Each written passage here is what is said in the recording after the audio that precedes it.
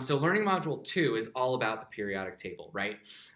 In our periodic table, it's broken down into lots of different sections in a very organized manner. So it really helps us with patterns if we can recognize those.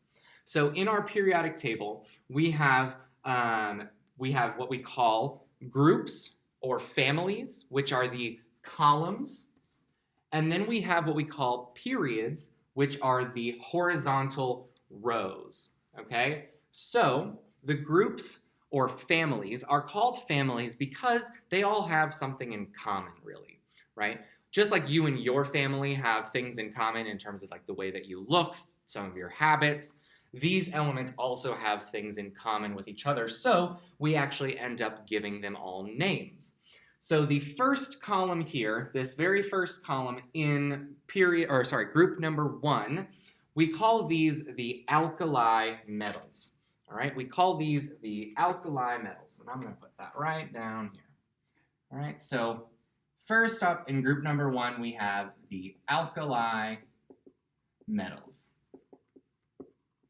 All right, these are metal elements that are, they have qualities that are quite reactive, first of all, okay, because of their valence electrons, which we'll get to in just a moment.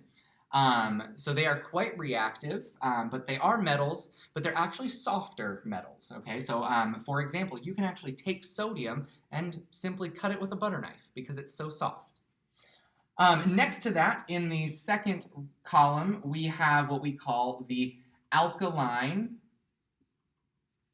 earth metals. Okay, the alkaline earth metals. These alkaline earth metals are, you actually see them a little more commonly, for example, in the human body. We need magnesium and calcium to survive, but they're also a little less reactive than our first group. Now, if we look at this large chunk here in the middle, this large chunk here in the middle is all highlighted in blue for a reason, because these metals here in the middle are very special, and they are also kind of finicky, so they don't always like to stick to one idea. So we call this whole section here in the middle, this blue section, we call that the transition metals, okay? Because they actually sometimes transition between one state and another, meaning they have certain numbers of valence electrons at certain times and certain numbers at different times, depending on what they're connected to.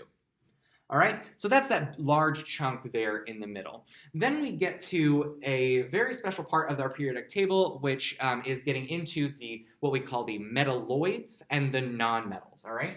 Our metalloids are this large chunk. How am I going to label this? I just don't want to write on the paper. So the metalloids, I'm just going to use this, the metalloids is a large chunk of this section over here that is the bottom half of this orange section in 13, 14, and 15, okay? So the bottom half down here below what we call the staircase, okay? Those metalloids are going to act like both metals and nonmetals. So they have qualities that make them kind of metallic, but kind of like nonmetals, all right? Then we get into a bit more reactive area again as we get to this side of the periodic table. In column 17, we have what we call our halogens. Okay, column 17 are what is known as halogens, and those are very, very reactive elements again, okay? So like we said, our first column, reactive. The 17th column, also very reactive, like fluorine, chlorine, and bromine, okay? The very last column, though, is a little bit different. It is the exact opposite. It is known as the noble gases, and it is known as the noble gases because they are non-reactive, okay? They have a complete, what we call octet, okay? A complete octet, and I'm actually going to write that in a different color. So an octet, all right, for example, if you think about an octopus, right? An octopus has 8 legs. So the oct is the very important part of that word. An octet is an element that has 8 valence electrons. Okay, and I will explain what valence is in a moment. Okay, 8 valence electrons. So if we have a complete octet, right? If we have a complete octet, meaning we have all 8 electrons on the outside, then we are going to be very stable. That element is going to be very stable, and it's not going to want to change. So that complete octet in these noble gases over here make them unreactive, okay? All right, so now in the periodic table, right, I said that it's very organized in very specific ways. Those are some ways that it's organized very specifically. But we also have other interesting trends or patterns on the periodic table that it helps us identify. Okay, so first we have up here, I'm actually going to stay on the other side. First we have up here what is known as atomic size, okay? And as you follow this arrow, you can see the arrow points to the left, showing you that the atomic size is going to increase as we move to the left of the periodic table and down the periodic table. The atomic size is literally what you think it means just by what it sounds like. It is literally how big is this atom from the center to the outside. Okay, so you might also see that referred to as atomic radius, right? Remember that a radius is the distance from the center of a circle to the edge of that circle. That radius is the same thing as the size. Okay, so atomic size is going to increase all the way until you get down here to the bottom left corner. So francium is going to be the largest element on this periodic table. The smallest one is going to be up here in the top right-hand corner, right? So we've got fluorine, which is a very, very, very, very small atom, and it's also very reactive. As well as up here in the very top, we've got helium, which is a small element, a very small atom, yes. But we'll talk about it because it and hydrogen are a little special in the way that they are behaving. If we also look at the other arrows on here, we have this arrow here that is called electronegativity. Okay, so this one is identifying electronegativity. Now let's talk about what that is. I'm going to erase this really quick. So atoms and elements like to have electrons and be balanced, right? Just like we talked about right here, if we have a full octet, then we feel very balanced and we are unreactive like our last column.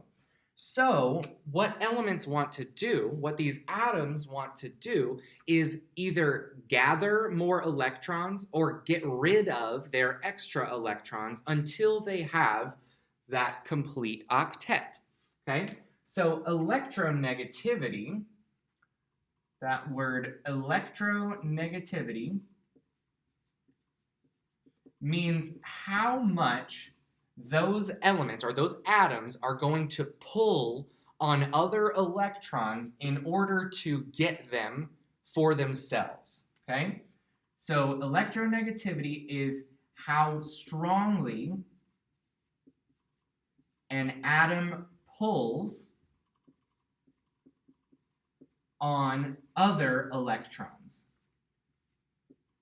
Okay? How strongly an atom pulls on other electrons. So for example, right, as you can see, the arrows move up and to the right. So electronegativity increases as you go up and to the right. So that means that over here in the top right is where we're going to see our strongest electronegativity. Now remember we said the last column is unreactive, so we don't include those, right? We can just basically cover them up. So that means that the most electronegative atom is going to be an atom of fluorine, right? Now let's try to see if we can understand why. An atom of fluorine is only going to want to grab one extra electron because of how many electrons it already has. Now you might be wondering, okay, Lanson, how in the world am I going to tell how many electrons that thing already has to get to know how many it needs to get to 8? Well, it's very simple. Actually, all you have to do is look at the column that that element is in. All right? So the column that that element is in is actually going to tell you exactly how many electrons you need. Let me grab a marker real quick. So in column number 1, we have these alkali metals, like we said. Column number 1, if you look at the number of column, that's going to tell you how many valence electrons you have. So these elements all have 1 valence electron. Okay? So if these all have 1 valence electron, then they are very easily going to want to get rid of that valence electron because they don't want it. That's not making them happy. So if they get rid of something negative, if they throw something negative away from themselves, then that's going to make them more positive. Okay? More positive. So that's going to give them a positive 1 charge. Now next to them, they've got a group with 2 valence electrons. Now if they have 2 valence electrons, that's still not very close to 8. So they're still not going to like that. So they're also going to very easily get rid of those 2 electrons. So they're going to throw 2 negative things away from them, leaving them with a positive 2 charge. All right? Now, the transition metals, like I said earlier, are very complicated. They sometimes change how many valence electrons they want. So we don't just we don't generalize them and give them all numbers of valence electrons because it varies. So we're going to skip over this middle section and we're going to go straight over here to column number 13, right? Now, column number 13, you might be like, okay, well, it's got 13 valence electrons. That's way too many. That's way more than 8, but not exactly how it works. Column 13, actually what we're going to do is remove the 1 from in front of the 3, the 4, the 5, the 6, 7, and 8. So the column number is, we're actually just going to look at the second number of this column. Okay, so in the 13th column, we actually have 3 valence electrons, which is still not very close to 8. So these are going to very easily, not very easily, sorry, they're going to get rid of 3 of their valence electrons. Okay, so they're going to throw 1, 2, 3 things away. Now they are positive 3 charged. Column 14, well, that's halfway through, right? If you gain 4, then you get 8. If you lose 4, then you get 0. So what are you going to do? Actually going to have both options, okay? We're going to see possibly positive or negative 4 charge, right? We're going to see either a positive or a negative 4 charge in that column 14, which makes that column 14 actually very special. We'll talk about that later in the course. Column 15, now we're getting to where we're getting closer to 8, right? So column 15, they have 5 valence electrons. Now, would it be easier for them to get rid of 5 or gain 3? So it's going to be easier for them to actually gain 3 more, which is why they're going to actually become negative 3 charged, okay? A charge of negative 3, because they're going to gain 3 negative things.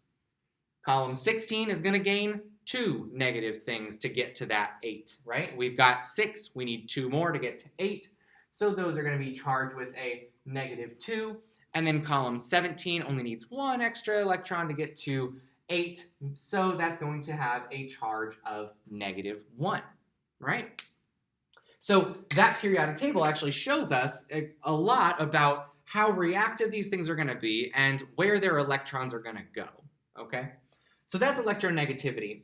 Then we have what we call ionization energy, which, as you can see, follows the exact same trend as electronegativity. It follows the same pattern, right? So easy to remember, follows the exact same pattern.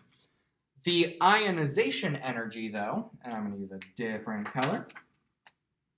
The ionization energy, though, is a little bit opposite. The ionization energy tells you how much energy you need to take away one of those electrons or to add one of those electrons. Okay, so this is describing the energy needed to move electrons. Okay, the energy needed to move electrons. So that ionization energy, if for example we think about the first column here, ionization energy, how much energy does it take to remove that one electron that's sitting out there all by itself, all by its lonesome out there, how much energy is that going to take? It's actually not going to take a lot of energy because it's way out there, way far away from the nucleus of this atom. So because it's way far out there, it's just going to fall off. Okay? Not going to take a lot of energy. But if we have 2 electrons, then that's going to make things a little more difficult, right? That's going to bring those electrons a little closer to the positively charged center, which means it's going to be harder for them to be broken off, okay? If we have 3 valence electrons, then, ooh, that's getting even tighter. That's going to be even harder, so our ionization energy is going up. If we've got 4, 5, 6, 7 valence electrons, fluorine with 7 valence electrons is not going to want to give away one of those electrons. Not at all. It's going to want to hold on to it really, really tight. So all those electrons are going to be super tightly held, meaning that their energy, the energy to remove one of those, it would take so much to remove one of those compared to this hydrogen or this lithium over here. Okay? Now, the very last thing that I want to show us has to do with our ions a little bit again. But in this case, we're going to take the charges that we just discussed and see how we can make compounds out of them. Okay? So remember we said that elements are the actual elements on the periodic table. They are pure. They are just these things right here. Compounds, though, are made when we combine any of these elements together. All right? Now, if we take these elements and we, for example, take one nonmetal and one metal, we make what we call a salt. Okay? Now, you might be thinking, well, the salt, the table salt, there's only one salt. No, there's actually a lot of salts, okay? So salt is when we take that positively charged cation and a negatively charged anion, we combine them together to make an ionic bond, creating what we call a salt, okay? So when we want to figure out how is that salt going to be formed, what's going to be its formula, right? Then we can actually very easily figure out its formula based on the charges that we just talked about, right? So, for example, if we wanted to make a salt using lithium, Li, and fluorine, F, we would look at these 2 elements and think to ourselves, okay, what is the charge of that element going to be if I move any electrons, right? Like we said right here, the charge of lithium is going to be +1. So I'm going to label that with a little +1 so that I don't forget that it's a +1, okay? For fluorine, we said that if we needed to move any of those, then it's going to end up with a charge of -1. So I'm going to label that with a -1 so that I don't forget it, okay? Now, if I wanted to know how many of each of these atoms we needed to in order to make one salt, one compound or molecule of that salt, then all I would need to do is see how am I going to balance these charges. Now for this example, right, it's relatively simple. We've got one positive and one negative, so boom, we can just combine those together to make LiF, or lithium fluoride, okay? That right there is a molecule of the salt called lithium fluoride. Now, if we change the charge up here, though, that's where we can run into some difficulties, right? Oh, we're going to change the numbers, okay? But it actually ends up still really simple. So let's say, for example, instead of Li and F, we decided to, we wanted to make a salt with Mg, or magnesium, and let's do bromium, Br, bromine, okay? Br. So magnesium is here in the second column. It has a charge of +2 when we move those electrons.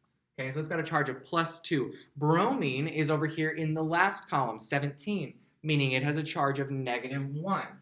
So now, if we look at these 2 elements, we've got a +2 and a -1. If we add those together, ooh, that doesn't make 0. That's different. So how are we going to figure that out? It's actually very simple. There's this thing called the crisscross method, okay? So the crisscross method is super easy. All that you do is you take your element symbols here, bring them down, And then we're going to do the crisscross, okay? The crisscross is simply taking the charge, the number of the charge up here, and we're going to crisscross where they are, okay? So the 2 comes down here, and the 1 comes down here. Now, I'm not going to write the 1, okay? The reason I'm not going to write the 1 is because the 1 is always implied.